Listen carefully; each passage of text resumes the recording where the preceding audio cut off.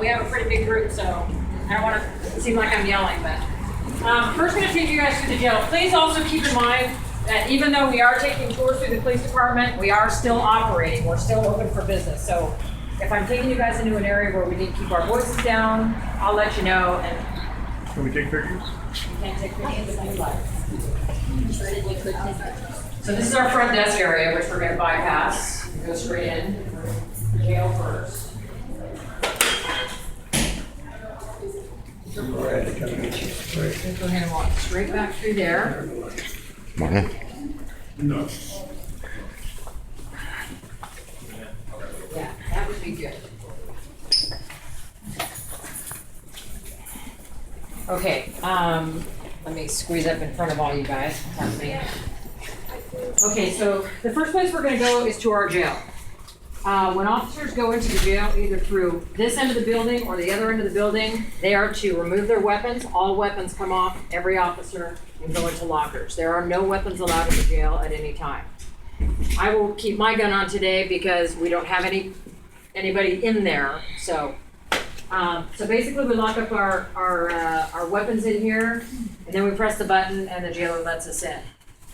When we first walk into the jail, you will notice this is where we take pictures of everybody that gets booked through our jail.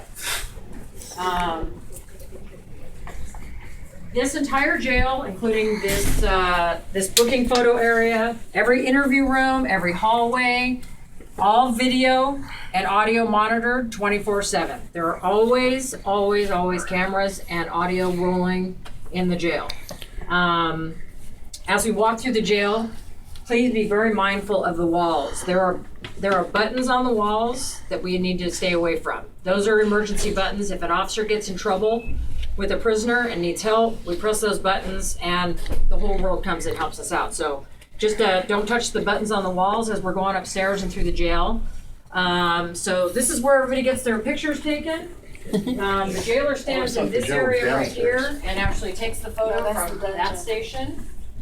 Let's get everybody to go kind of come in here. Do you want to go ahead? Go ahead. There's a ghost downstairs. Oh, I'm not supposed to. Whenever anybody is arrested and brought to the Fullerton jail, they are brought in through the back doors here. The officers drive their cars into what we call the Sally Port, and they're brought in through the back door. Like I said, all officers remove their weapons. Also notice cameras. There are cameras everywhere. Typically we bring our suspects in and we use one of two interview rooms. If the suspect is willing to talk to us about what happened that day, we take them into an interview room. Those interview rooms are also monitored by audio and video. Yeah, you'll see cameras and they're caged because sometimes if people have a tendency to not want to be in these rooms, and a lot of times they'll try to destroy the cameras. So you'll see cages around all of our expensive camera equipment. How many people go through your jail a year? I don't know the exact statistics. We have the capability to hold of 32 bodies at a time. Wow. So our jail holds 32 bodies at a time. If for some reason we get overcrowded or we need to make room for more people, we load them up into a van, a lot of our prisoners, and we take them to the Orange County Jail where they're booked and held until court. You said about 7,000 a year. 7,000 a year. There you go. Fingerprints are taken here. We used to take ink prints back in the old days when I first started. Now with computers and everything, we don't do ink prints anymore. We use this. It's called a live scan machine. Every fingerprint that's rolled on this live scan machine goes directly to the Department of Justice. So it's a paperless system. So we're walking through. The jailer's office is here. We have a pretty big group, so I'm not gonna bring you guys through there. But this is our jailer, Mr. Efren Reggae. Hello. He's been here for many, many, many years. So the jailer in his office, he does all of the computerized bookings that are sent to him, and he processes the prisoners on the inside. He's also responsible for monitoring the cameras upstairs. We have cameras in a lot of our jail cells upstairs. Besides monitoring everything that goes on in the cameras, the jailer is also responsible for going up every 30 minutes and doing what we call bed checks. Basically walking through the jail, making sure that everybody is fine and good.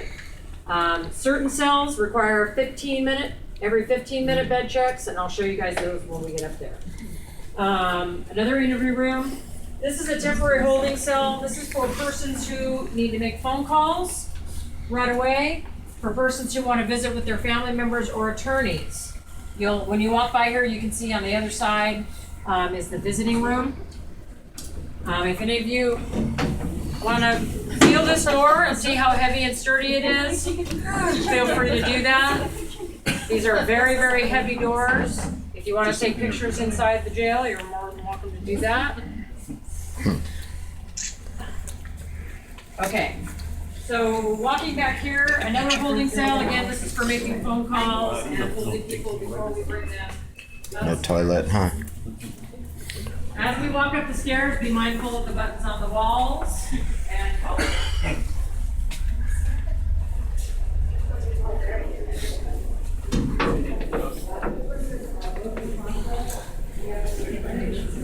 I'm just trying to stay out of your guys' way. Nice to see a cop in jail, huh?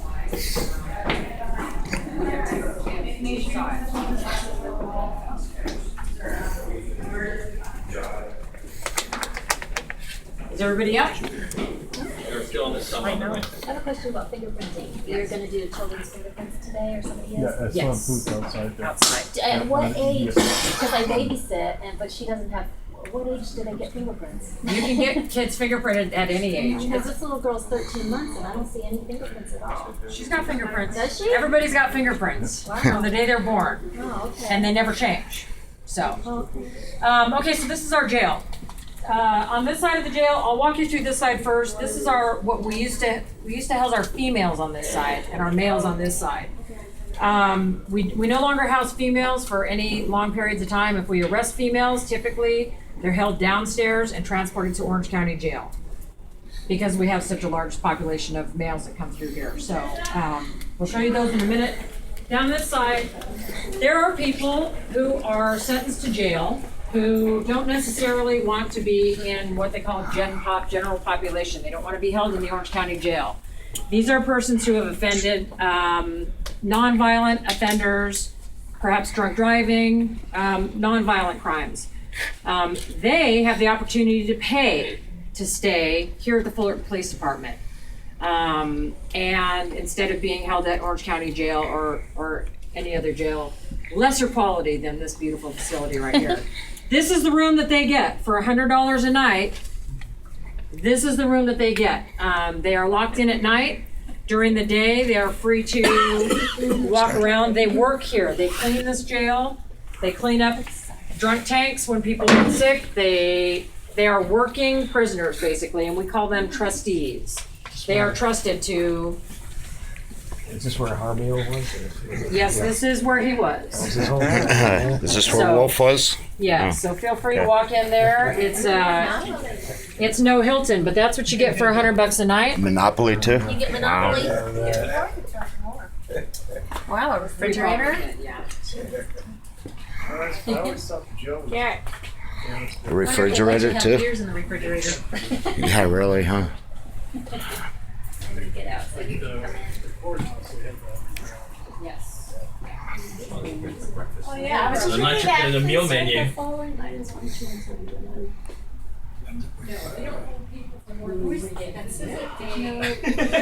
There's no spread. I mean, sorry, through here.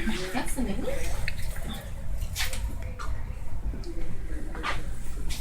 This first cell you'll see here is what we refer to as our drunk tank. This cell has a padded floor. Persons who come in here so intoxicated that they are unable to care for themselves, they are a danger to themselves, and can possibly hurt themselves, and just need to sleep it off, This is the room that we put them in. This room can be easily hosed out for those persons who can't handle their alcohol and tend to vomit all over the place. This is the perfect room for them because we can just hose it out and down the drain. There's nothing in here that they can hurt themselves on. Like I said, the floor is padded, the walls are not. Typically, they pass out right in the middle of the floor. This room is also monitored by the jailer. If we ever have anybody in this room, the jailer is constantly watching with the video camera. And they come up here every 30 minutes. Well, for this tank and this tank, it's a 15-minute check. And obviously always monitored. This room right here is very rarely used. I've worked here for 25 years. I have used it back in the old days several times. This room is completely padded. This room is for persons who are arrested, who are refusing to go along with the program and cooperate. They want to fight with the officers. They want to try to injure the officers. They want to try to injure themselves for their safety, for our safety. They're placed in this room, depending on how violent they are.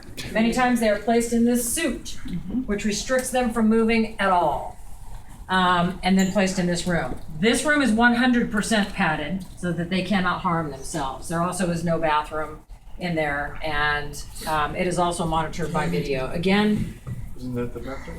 very rarely do we use this room because very rarely do we have reason to. People that are put in this room are stripped completely of belts, shoes, anything that they can use to harm themselves. They go in whatever they're wearing on their boxers, their t-shirts, whatever. We strip them down for their safety. Back in here, these are our regular jail cells. So once somebody is booked downstairs and they're going to be housed here until court, these are the cells that they go into. Feel free to walk into the cells if you want to walk in there and take pictures. Go ahead, Jen. Wanna go inside one of them? Good old days. How do you get up there? Now, as far as video monitoring up here, all these hallways are audio and video recorded I can't, I'm 24 recording. hours a day, 7 days a week. Wait, However, how do we are unable to monitor the insides of these cells, Ready? and that is for 1, 2, 3.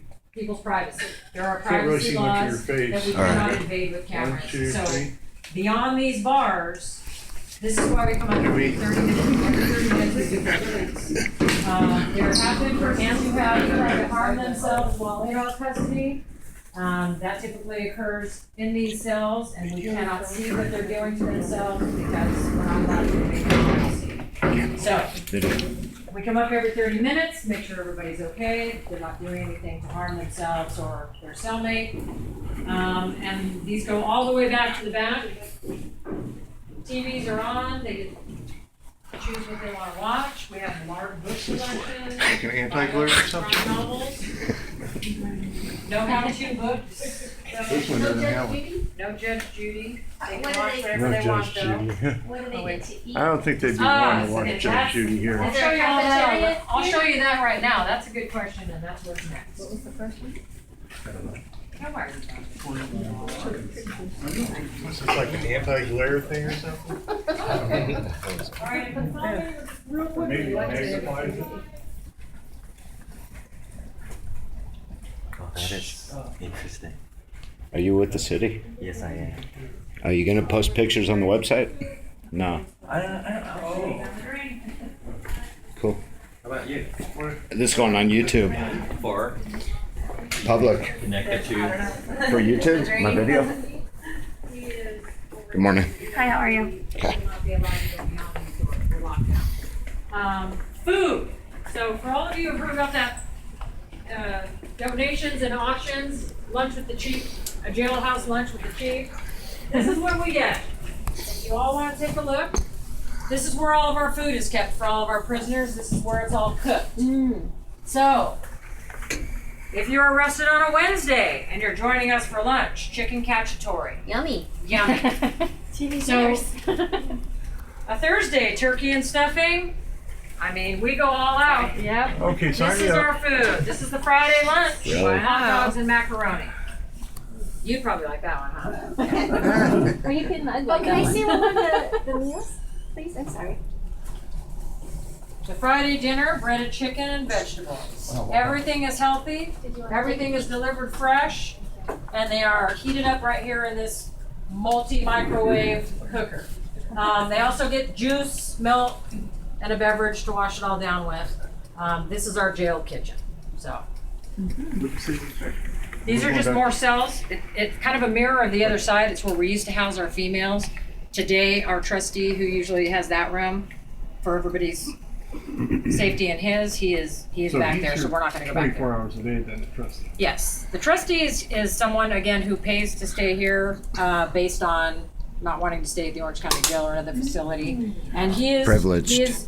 He is allowed to roam around in here free. He works here, basically, so. So just upstairs, he's allowed to roam around. So, yes, he is allowed to roam around. He is locked down at night, but he is a safe person. He is not someone who has committed some heinous crime. So any questions about the jail? Anything, Ann, you want to add that I might have missed? I don't know. I think they do make the food though. I think the trustees do. Yes, the trustees do the cooking. And laundry. Check in, but you'll never leave, right? That's right.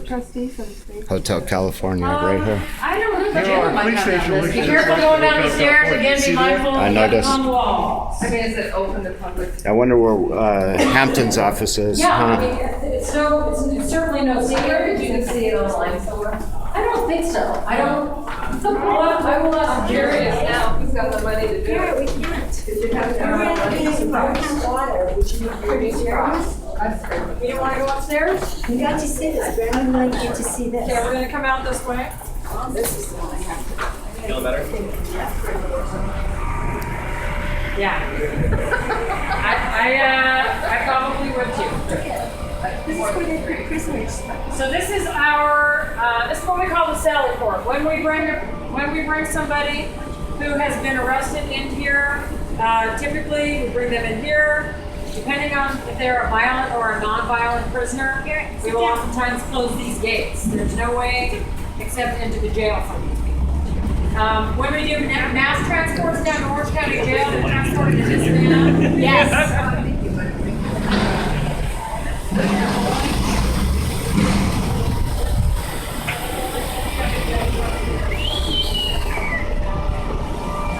Many times we do our bookings. Once we arrest somebody in the field, we can start the booking process in our cars. We all have computers in our cars, so general information. Depending on how crowded the jail is or what's going on in there, a lot of times we can book people right out here. Intoxicated persons that we pick up from bars that are still vomiting all over themselves and everything else, many times are booked right out here so that they can feel free to get sick all over the place and not make anyone else sick. So, that's our Sally Port. Go this way.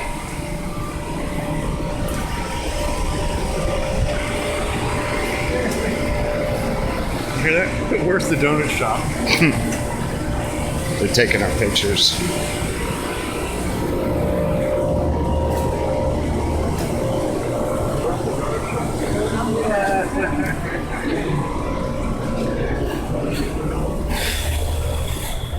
Wait till everybody gets in here. I'll be real brief about what goes on down here because you guys are going up to dispatch next.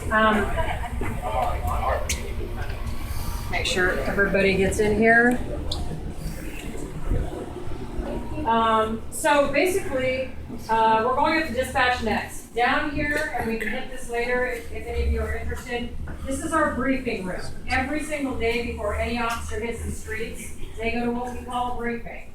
They are, briefings are held by the watch commanders, usually the lieutenant of the watch. And every officer is briefed on anything that has gone on in the previous shift, anything that we need to be worried about, anything that we need to concentrate on for that particular day. Any big crimes that have occurred. Everybody's briefed before they get in a patrol car and hit the streets for the day. So that's our briefing room. We can walk through that afterwards if you'd like. Also our juvenile holding cells if anybody's interested in seeing those. But we are going to hit the stairs again. If there is anybody who is uncomfortable with stairs, we can have you taken up in an elevator. Yes, I'll take care of that. Does anyone not feel comfortable going upstairs? Okay. Are you okay? I'll go with you. Thank you, Michael. Pardon me. Hang in there, Roberta. I'm working. It's nice of you. Oh yeah, definitely. This is the back alley to upstairs. And if I might brag, this is where it all happens, kids. This is where I work. Really? This is where the phone call came, huh? So upstairs is where our detective bureau is upstairs, our narcotics bureau, our gang bureau, our administrators are across the street.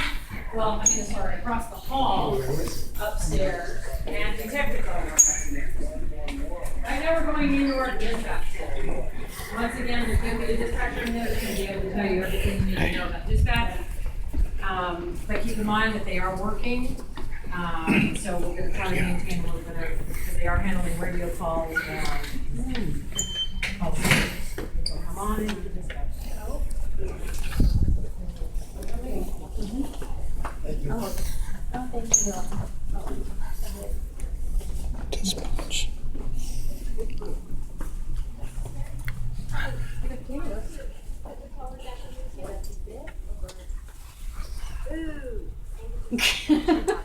She peeks out and says, ooh, that's not a good sign. Okay, then I'll put the call back in the queue. We'll have an officer out as soon as one is available, okay? In the next 20 to 30 minutes, sir. If it's gonna be longer than that, I'll personally give you a call back. I'm a dispatcher, okay? Thank you, bye-bye. Hi, everybody. Good Come on morning. in. I only ask that you keep your voices down, because just remember, we are taking actual 911 calls and talking to our officers, okay? My name is Dina. I've been here almost 5 years. I'm really glad you're all here. I'm really excited about this. Let me show you what we do first. So what you see is our console. This is our radio screen, so we can communicate with other agencies. This is our call screen. When we have calls that are pending, we know where to send people. This is where we input calls, and then we have several maps. You'll see several maps all throughout the consoles. This is so we can keep track of our officers. If there's any questions as to where the officers were located, we always know. So it's mainly for officer safety. Let's see. We did receive a grant from the state. However, this is a brand new dispatch center, so we're really excited about it. It's less than a year old. I can't remember when exactly we got it, but we got it last year, I believe. I can't remember the exact date. So what we really like these consoles. They go up and down. I'll show you. Because we do work 12 hours, so we are in the room at all times. So what this does is this can go up, and then that part can go down. So it goes down, so we can sit or we can stand. And then this part goes down too. So, yeah. So we do work 12 hours. And I don't want to say we're stuck in the room because we don't feel like we're stuck. This is what we do. We don't leave. We don't leave for lunch. We bring our own lunch, or sometimes an officer will bring it to us. We have a fully functioning kitchen, our own restrooms. There's usually 3 dispatchers on duty. There's usually a lead dispatcher who sits at the back console. Every console is set up to do the exact same thing, so you don't have to sit at a specific console in order to do specific duties. Yes. 262. Does it get lighter in here? Yes, we like it darker because the computers are pretty bright for us. I see. Yeah, so we're used to dark, working in a dark cave, if you will. It's just too bright for us. We answer about 90,000 911 calls. That includes all calls on cell phones. One of the big things on cell phones, we don't always know exactly where you're at, so the first thing a dispatcher is going to ask you is what city you're in. That way we can determine if we're going to keep the call in our own dispatch center or transfer it out. We do get every 911 call, so if you need the fire department, you're going to get us first, and then we're going to ask you what the problem is, and we'll transfer it to the fire department. When you call 911, the system fills in your address here, and that's if you're calling from home. If you're calling on a cell phone, like I said, it doesn't always fill it in. What it does is it hits a cell tower, and it gives us a general idea of where you're at. Montclair Apartments, We take about 80,000 emergency calls a year. on the 459 to the Navy Blue Honda Non-emergency, Civic, non-911. 6 Papa And Foxtrot then we Delta usually field 390 about in 88,000 Carport calls 240. per service, and that's the calls that we're sending to our officers and they're being dispatched. we're a good agency in that our turnaround time to respond to calls is usually within 30 minutes. We try to get there sooner, but if something else happens and we're on the way, say to take a burglary report or somebody gets in a really bad traffic accident, then obviously the priority is to help the human life. Let's see, did anybody have any questions for me? Sure. How many codes do you have to learn? How many codes? Oh, I'm gonna Like say there's 10, more 10. than 500. Yeah, there's radio codes that we have to learn, there's call type codes, there's, radio call type. There's just a different language that we speak altogether. Yes. And what happens is you end up taking that language with you at home. So I'm married to an officer and we tend to talk in code. Let's see. In addition to the calls that we are taking, we're making at least 50,000 calls outgoing. And that includes calling for tows, calling for medics, calling for any kind of call. If somebody gets in an accident, we usually call the family members and let them know what's going on. So it stays pretty busy. I think this is one of the best jobs. I've been doing it for 5 years. We have very seasoned dispatchers here who've been doing it more than 15. So it's not a job that has a great turnaround. Usually the people that are being hired is just to fill in retirees. So go ahead. How does a 911 cell call have to come here versus, let's say? There's certain cell towers set up all over the city, so depending on where you're at, this is what's happening a lot with cell calls. If you're on the borderline of a different city, say La Habra, and the first thing we ask you is, what city do you need us, or what city are you calling from? La Habra. That's usually in the Imperial Harbor area, so we have to transfer the call to La Habra. We can only dispatch calls for Fullerton here. We're not a county, we're not sheriffs. This is the good thing about having a local police department, because we take care of our citizens in the city. So we can't dispatch for Placentia, they have their own center. We can't dispatch for La Habra. I've gotten calls as far away as F.P.D. It just depends on where the cell tower is hitting. So it's really important to tell your family members when you're using 911 on cell phones, tell the dispatcher what city you're in and know where you're at all times. Even if it's just a landmark building. I take this off because I can hear my officers in here. Even if it's a landmark building or just cross streets, we always need to know where you're at. 224 If in the 631 89. Sometimes we get 911 hang-ups on cell phone and we don't know where the people are. We can call the cell company. They'll give us the name of the person, the address that they're calling from, and then they do what's called a GPS ping, and they'll ping that cell phone and they'll give us an exact location based on altitude and longitude of where you're calling from. But again, it's not exact. It gives us a really general idea. Yes? This one on the right, can you Our camera system? explain that better? Sure. Our camera system is set up in the downtown area. The watch commander also has access to this. This is so that we have a lot of unfortunate bar fights in the downtown area. So this gives us an idea of where they are, where we can tell our officers to go to. We have access to this here, and our watch commander does too. Yeah. Do these cameras move around? Yes, they move it's that around. middle They're one. just set up right now. We can, On the left if we side. wanted to zoom in on one particular location, we can hit the button. It'll go right to the bus depot. We can do a zoom. We can do a panoramic view. So it's pretty detailed, and this really helps for assaults on people. And it's like a a second eye for the citizens. We can watch for you and make sure that your safety is not being compromised. Yes. Which one's the transportation center? The bus depot is on the very bottom, on the right hand side. On the right. It tells you on the top. So we have the bus depot, Pomona Parking Museum, the Triangle area, south of Commonwealth, the church, which is Harbor and Wilshire, and then different museums. We're getting new cameras, so we're going to have a lot more cameras set up. Especially what it helps with is the parking structures for car burglaries. We can give a heads up for the officers. What if a car burglary turns out to be a false call? What do you do? Well, you can always send an officer. He can always check it out. There's no problem an officer just driving by. Yeah, that should happen. This one here. Our cameras are inside. Downstairs. Yes, so we have cameras set up in different locations in the department, so we can watch people coming into the front desk. So I guess you can hear and everything that's We going don't on hear. there. Oh, you No, don't hear. we don't hear. This is just cameras. This one up here with the Yes. numbers 242, 224. These are our these officers. cars, Those are units. where they are So at each right now. officer is assigned a specific unit number, and it's usually based on the car number. So And then the white part is the call number. Oh, I see. So we know that 63187 is a specific call. You can look here, it tells you the call. We know exactly who's there. And that's where the card is right now. That's where the car is. And we can, and you can actually see the cars moving up and down. It's real time.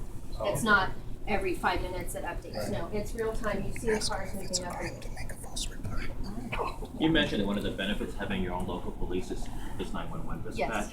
Yes.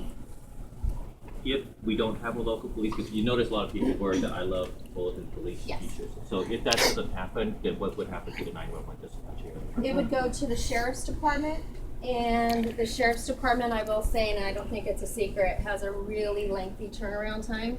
So if you're calling and saying my car just got broken into, you would probably wait about 2 hours for an officer to show up. Sometimes I've heard longer.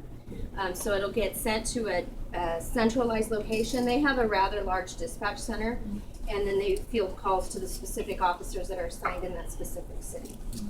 Just a response to a question that was brought up a few minutes ago, just so that you all understand, and as far as responding to calls, whether they are false reports or not, if a citizen calls this dispatch center, this police department, and says that there is something going on, we do not doubt that citizen. Right. An officer responds. An officer responds to every single call, no matter what. If it's somebody making a false report, we still go and respond, and then the officer can determine when he gets there whether or not it was a fake call. We do respond on every call, no matter what. Exactly. Is it a crime? Is it a? 4 a.m. where birds are chirping in the Yes. street. But And I will tell you, I've gotten, I'm sure I could spend an entire day just telling you the types of calls we get. We take every call seriously because we don't know what's on the other end. We can't just assume, no, I'm sorry, ma'am, that just sounds ridiculous. I took a call of a lady who says, I think we have UFOs. I see these bright lights, and then I actually saw them from the dispatch center. And there was a fire in the area, so those were helicopters. So, I mean, we get them all. We get people calling on 911, what's the time? What's the time? I mean, you get it. It's okay. I mean, it happens. and then another thing that we get a lot is after an earthquake, you get calls on 911, did we just have an earthquake?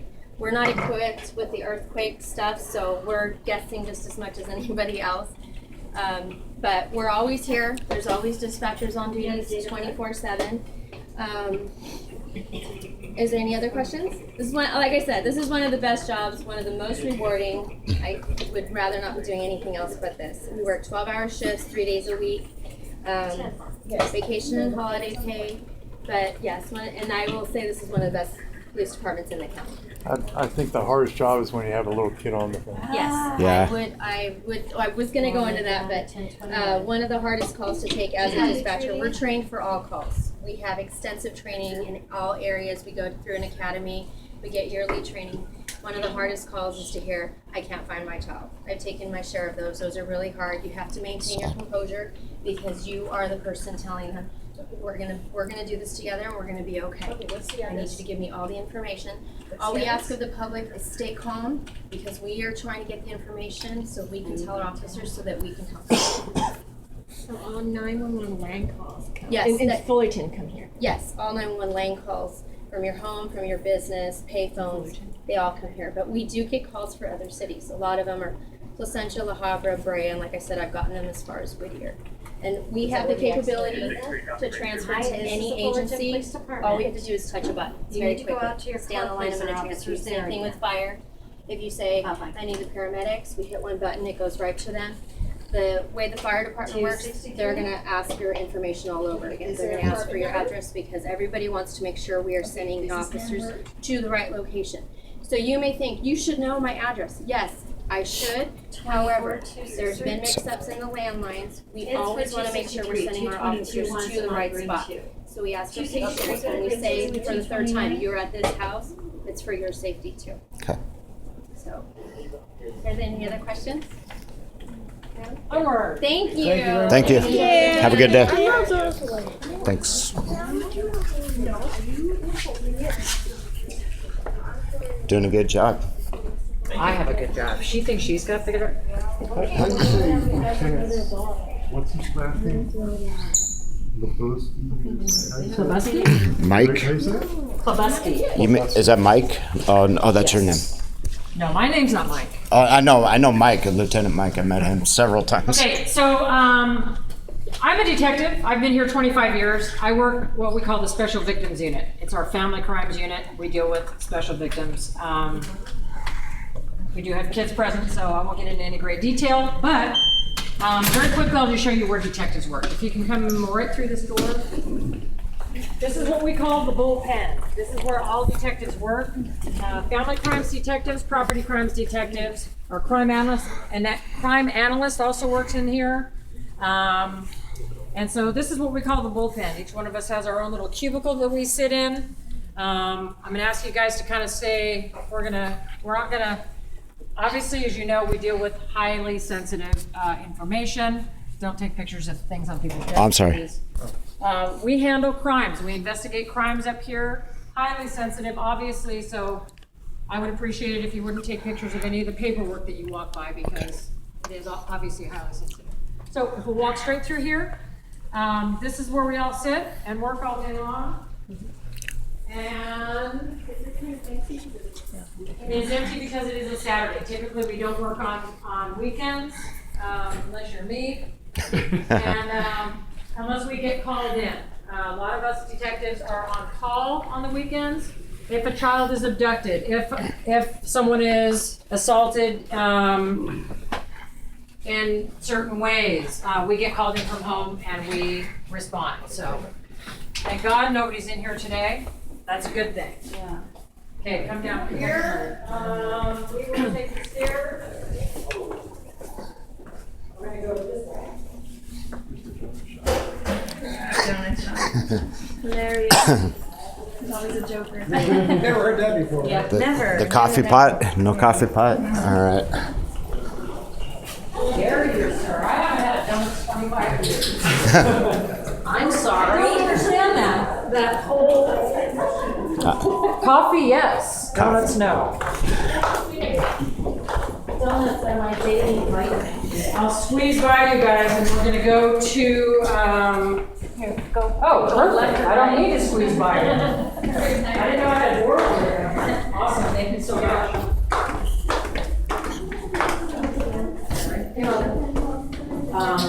Detectives, sergeants, criminal analysts, and of course we have a secretarial staff. We have several cadets that work up there and help us with our investigations. And we're going to go down some more stairs. The range. If anybody does not want to see the range, please raise your hand. This is where we go all the time to practice on our weapons. The range. Okay, so we're all good. We're all going. Oh, yeah.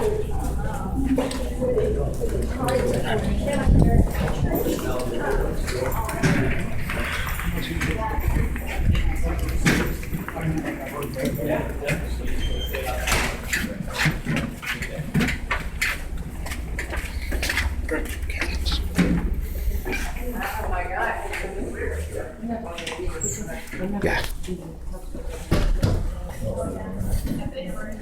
Are there some kinds of demonstrations or something at the range today? Yes.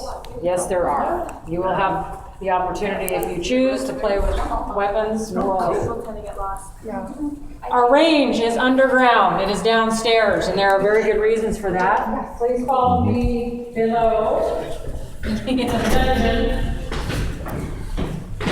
So, once a month, every officer of this police department, whether they are seasoned, whether they are brand new, wherever they work, has to come down to the range and qualify on their weapons that they use.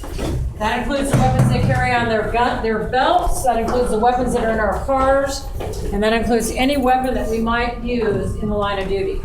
We have to be proficient in every one of them. Come this way. And this is our range. How's everyone doing? We have a big group, big group today. All right. Only one little guy, only one guy brave enough. How you guys doing? This is the first group, so. You got two. Okay, so you guys are gonna take it over. I'm Split half and half. What do we got?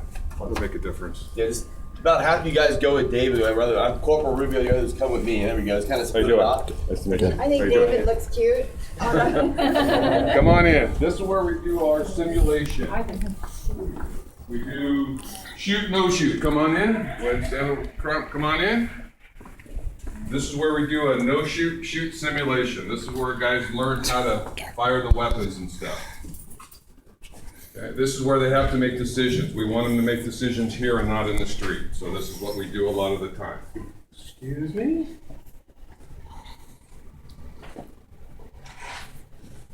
This is just a big computer game, and it's played on the screen. And what it has is it actually has a shoot back cannon that I can do. I can use a joystick in there to where it actually will shoot back at them. And this is what we use to shoot back at the officers. Yeah. Oh, absolutely. Take whatever you want. Oh, absolutely. That would hurt. These balls come out at 110 foot per second. I gotta try that. No, you don't. You don't want to get hit. Believe me, it hurts. Anaheim used them on their That's citizens. what comes out and hits them. So if they're not hiding behind this box or they're not in good position, I can shoot them. So when they walk in here and we're running through our scenarios, I tell them to put their glasses on. They know what's coming next. Also, when the person on the screen shoots, the cannon will actually shoot out. So it raises the elevation of intensity. It's not just a big game where you come in and shoot, oh, hey, ha, ha. When the officers come in here, this is training. They have to actually yell at the screen. If they don't, I stop the computer and tell them, hey, let's go. And then I'll actually shoot them. If you look at the box, you can see where those pellets have hit. Huh. That's indentations from that, yeah. And the cannon's up here. Oh, okay, yeah. I just spin And they're the going all the box way around. through. Yeah, no, I just spin the box around, but the Oh, cannon's okay. here, that So- shoots this way. So that would be friendly fire, right? No. This is coming from the screen. This Oh, is the where screen. the bad guys are shooting. So like I said, sometimes I'll just Bad shoot. guys. If they're standing out here, just to give them a break, I'll shoot the box. And you'll be surprised how fast people move. Am I right? Yeah. They move real quick when they hear that whack, because it's loud. So that's what we do, is get them to do their... Oh, absolutely. It's just like in the street. What happens Can you get a when you're in the picture? street? Everything's elevated quite a bit. That's what we try to do here. We try to train them as close to street as possible, and that's why we shoot this stuff. Can I? Hold on 1 second. As soon as we get that Oh, things up and okay. running, I'll even let you run through a scenario. Okay. Then you guys have to make the decision, okay? Zach, go ahead. Maybe he wanted to shoot you like he does it out. No. No. Oh, no, I won't shoot the cannon at you guys. I just want a picture with the gun. Okay, that's what I'll do is I'll let you run through a scenario and let somebody take a picture of you. Okay? Absolutely. The city can. Fear factor goes way up and everybody makes decisions different. What I'll do is I'll run through a scenario. You'll be able to use these guns. These are just the same guns that we use on the street, only they have a laser inside. And that's what we do. It will actually show on the screen what happens, where it shots, the time, everything. You'll have to make a decision. Now I can determine shoot, no shoot anytime through the computer. With you guys, it will be shoot only, because it's no fun to stand there and scream at the screen and don't move. But that's where we have to make the decision. We usually when we run through scenarios, I'll run through 4 scenarios. Now each scenario is different. We have probably 90 scenarios on there. And each scenario has 4 to 5 different endings. So nobody knows when they come into here whether it's going to be a shoot or a no shoot. There's sometimes I have all 4 no shoot. There's sometimes I have all 4 shoot. I'll split it up 3, 2, 1, whatever I want. That way they can't come in with that mindset, I'm going to shoot somebody. Okay? Some of the scenarios you have a gun out because it's already a felony car stop. So the gun is out ready to go. Other times you're holstered and you're standing up there. Because when you walk up to a car to pull somebody over, you don't walk out with your gun up. You walk out with the gun in the holster. Then you have to make that quick decision. And that's what this is all about. Those instant decisions you have to make day in and day out. If you make a mistake here, you get yelled at, you get chewed at, but better to do it here than out in the street. And that's what we do. We try to make people have decision-making training here. And it's fast and it's quick. And you'll realize it real quick. 2 people go ahead and pick up a gun. I don't touch guns. You want to Anybody shoot? want to volunteer? Yeah, Be like- a police officer for a moment? I'll take a picture, but I would not touch a gun. Then you guys can both run through the scenario. hold on. Is the flash on? Yeah.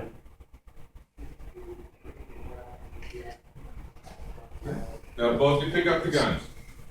Looks good. I don't touch guns. Sorry.